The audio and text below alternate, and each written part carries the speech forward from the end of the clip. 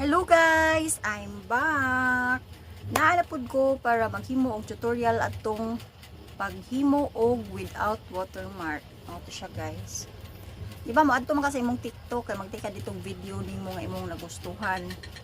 Ikahuman na imo i-upload. Iguman na nag-upload guys, imong i-click kaning tulo ka dot. I-click nimo anang tulo ka dot guys. Ang mogawas kani nga option.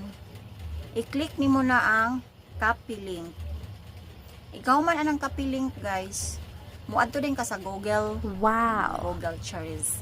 Ato ka din sa Google, imo din i-search ang TikTok downloader. Pag human ana nimo open sa TikTok downloader, ang mogawas ana guys katong naay insert the link. I-copy paste yun dito nimo ang katong imong gi-copy nga link sa imong TikTok, imong i-copy paste diri sa kuan TikTok downloader. Dayon iniguman ana i-click nimo ang sunod na mogawas kaning without watermark. I-click nimo ng without watermark. Ikaw man ana file downloading na siya. Ikaw man ana i-open nimo, wala na tong watermarks. Automatic po na siya guys nga moadto sa imong gallery, mo save na siya. Hindi na may uban nga cellphone no nga magkuan ka sa TikTok dayon automatic na siya nga wala siya kuan without watermark na ang mga kuan sa imong gallery.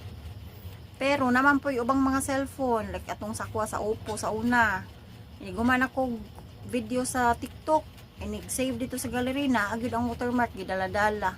Muna nga need jud nga imo ha jud i-edit kay bawal man na siya dito. Dili pwede nga imo ang i-upload sa Facebook. Kay kung sab kuan ba na sila kontra na sila. Mao na. So maura to siya guys. Sa sunod na pod na po ko ilaing himuon nga video. Please follow, like and share para makatabang po ta sa uban natong small content creator. Maura to guys. Bye.